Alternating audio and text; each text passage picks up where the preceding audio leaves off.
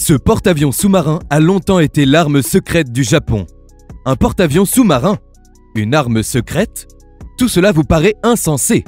Pourtant, l'I-400 a bel et bien été l'un des engins les plus célèbres de la Seconde Guerre mondiale. Comme vous n'êtes pas sans le savoir, cette guerre est l'un des conflits les plus marquants de notre histoire. Nous avons donc décidé d'évoquer les causes de cette guerre ainsi que les raisons de la participation du Japon à ce conflit. En effet, malgré sa haine pour l'Occident, le Japon fait le choix de rejoindre les forces de l'Axe. Quelles en sont les raisons? Vous le découvrirez dans la suite de cette vidéo. Face à son implication dans la guerre, le Japon a donc décidé de mettre toutes les chances de son côté. La classe I-400 voit ainsi le jour, devenant la force de la marine impériale japonaise. Mais quelles sont donc les caractéristiques du I-400? Comment s'est déroulée sa mise en service? Quel est son rôle au cœur de la Seconde Guerre mondiale? Est-il vraiment aussi puissant qu'on se l'imagine? La Seconde Guerre mondiale est définitivement l'un des conflits les plus importants de notre histoire. Et les causes de ce conflit sont multiples. Au lendemain de la Première Guerre mondiale, le monde se trouve dans une situation critique. Les pays vainqueurs souhaitent faire payer aux vaincus le prix du conflit. L'Allemagne se voit alors dans l'obligation de verser 23 millions d'euros en guise de réparation. De ce fait, le pays connaît une terrible crise économique et militaire. Cela entraîne un sentiment de revanche, participant à la montée en puissance du nazisme. Mais tout commence avec le diktat imposé par la signature du traité de Versailles. Le 28 juin 1919, après cette signature, le conflit entre la France et l'Allemagne prend fin. Par la suite, les actions des trois puissances de l'Axe, que sont l'Allemagne nazie, l'Italie fasciste et le Japon impérial, font naître un conflit démesuré. Elles envahissent de nombreux territoires au détriment du droit international. Néanmoins, c'est l'invasion de la Pologne, le 1er septembre 1939, qui conduit au conflit. De plus, la fin de la Première Guerre mondiale signe la création de la Société des Nations, chargée d'empêcher les guerres. Pourtant, cela n'est pas suffisant, et l'Allemagne nazie prend très rapidement racine. Lorsque la Première Guerre mondiale prend fin, le Japon adopte une doctrine ultranationaliste, basée sur la suprématie de la race japonaise.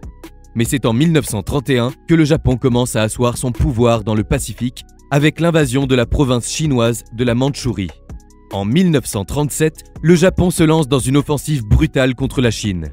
Et c'est le 27 septembre 1940 que le pays signe le pacte tripartite avec l'Allemagne et l'Italie. Il intègre alors les puissances de l'Axe. Cependant, les États-Unis ne sont pas prêts à se laisser faire. Ils forcent même les troupes à quitter la Mandchourie et la Chine. En réplique, le Japon attaque les forces américaines et britanniques en Asie. L'objectif est simple, remplacer les États-Unis en tant que puissance dominante du Pacifique. En effet, l'attaque de Pearl Harbor, menée par le Japon le 7 décembre 1941, endommage gravement la flotte américaine. Il déclare donc la guerre au Japon, puis à l'Allemagne. Après l'attaque de Pearl Harbor, le Japon remporte une salve de victoires militaires. Mais au milieu de l'année 1942, les forces australiennes, néo-zélandaises et britanniques parviennent à ralentir l'avance japonaise. En juin 1942, la guerre prend un nouveau tournant avec la victoire navale américaine lors de la bataille de Midway. La flotte japonaise subit de lourdes pertes. Au fil du temps, les Alliés prennent le dessus, au prix de nombreuses batailles. La guerre prend fin le 8 mai 1945 alors que l'Allemagne capitule. Mais sur le front asiatique, le conflit continue de faire rage. Et le 6 août 1945, l'armée de l'air américaine lance une bombe atomique sur la ville japonaise d'Hiroshima.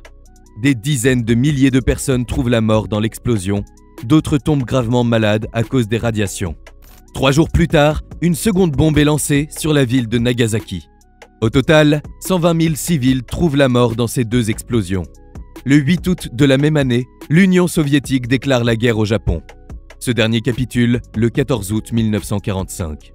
Néanmoins, une seule question subsiste. Pourquoi le Japon a-t-il décidé de rejoindre les forces de l'Axe? En effet, le Japon détestait littéralement l'Occident.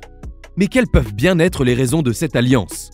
Avant même le début de la guerre, le Japon commence à se rapprocher de ces deux pays. En quittant la Société des Nations, le Japon, l'Allemagne et l'Italie se sont isolés diplomatiquement. C'est donc en cherchant du soutien que les trois puissances se sont rapprochées. Mais malgré l'alliance créée, une certaine méfiance réciproque continuait de régner.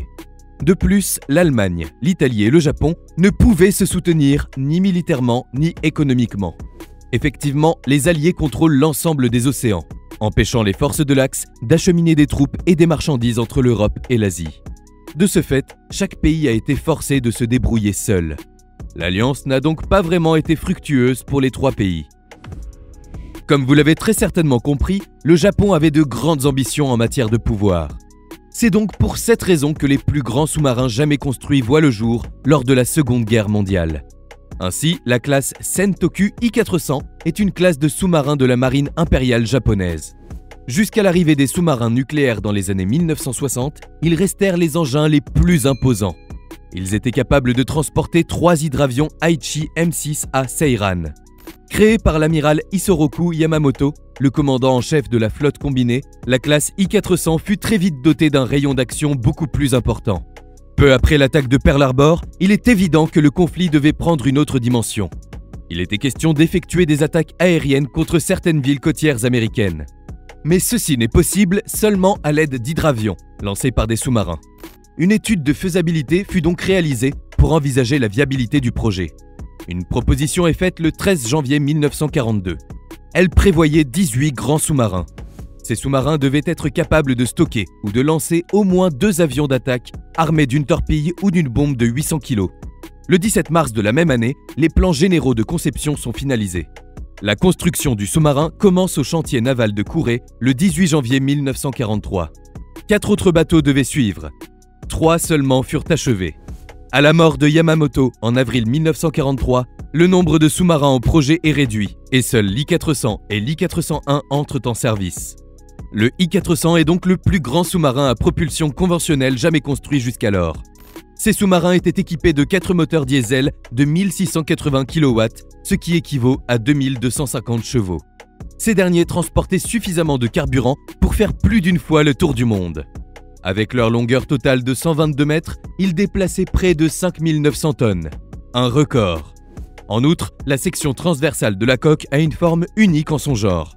Cela lui permet de conserver une force et une stabilité inégalables. Le sous-marin transportait donc un immense hangar à avions. La tour de contrôle se trouvait à bâbord, permettant l'arrimage de 3 bombardiers torpilles équipés de flotteurs.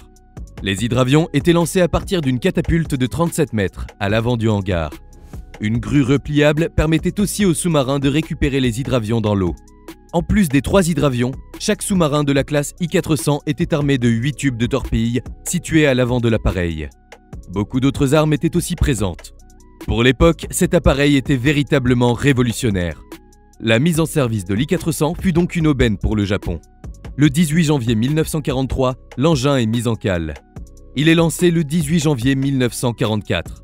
Le 30 décembre, il est achevé et mis en service. Rattaché au district naval de Kure et affecté à la première division de sous-marins, l'I-400 est rapidement prêt à prendre part au combat. L'I-400 est donc l'un des plus grands acteurs de la Seconde Guerre mondiale. Alors que l'I-400 est en cale sèche à Kure, la Task Force 58 de l'US Navy lance la première frappe aérienne alliée contre l'arsenal naval de Kure. Nous sommes le 19 mars 1945. Plus de 240 avions américains attaquent les navires japonais dans le port de Kure, faisant de nombreux dégâts. Néanmoins, l'I-400 n'hésite pas à riposter. Très rapidement, l'opération du canal de Panama est organisée. Au mois de juin 1945, les sous-marins et les hydravions commencent même à s'entraîner aux opérations aériennes de nuit. Il est prévu que les sous-marins lancent 10 hydravions M6A1. Cependant, les multiples obstacles à cette opération entraînent l'annulation de la frappe du canal de Panama le 12 juin 1945. Le 25 juin, l'ordre est donné. L'attaque d'Ulithi, dans le cadre de l'opération Arashi, est lancée. Une reconnaissance de la municipalité est effectuée, permettant de pointer l'emplacement des porte-avions des troupes alliées. Les I-400 et I-401 devaient donc lancer 6 hydravions M6A1. Pour préparer cette attaque, l'I-400 réalise de nombreux entraînements et multiplie les trajets. Cependant, le 15 août 1945, les hostilités entre le Japon et les Alliés prennent fin. L'attaque d'Ulithi est donc annulée. Face à la fin de la guerre, l'I-400 reçoit l'ordre de hisser le drapeau noir en signe de reddition et de se désarmer. Les munitions sont détruites, tout comme les cartes et les documents secrets se trouvant à bord. Le 15 septembre, l'I-400 est rayé de la liste de la marine. Le 29 octobre, le sous-marin fait route en direction de Pearl Harbor où il entre en cale sèche pour y être évalué après une arrivée triomphante. Mais les relations entre l'Union soviétique et les États-Unis se détériorent rapidement. Face à la crainte que les soviétiques n'exigent l'accès aux sous-marins japonais, la marine américaine donne l'ordre de les couler. L'I-400 coule donc lors des essais de l'explosif Mark X Mod 3 au large de Pearl Harbor le 4 juin 1946.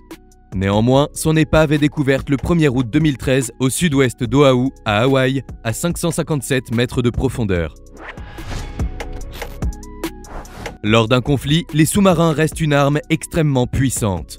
Aujourd'hui encore, ils impressionnent énormément.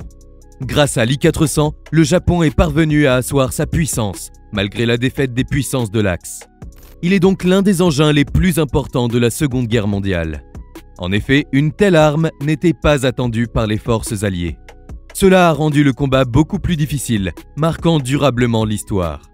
L'I-400 a-t-il une place éventuelle dans nos conflits actuels ?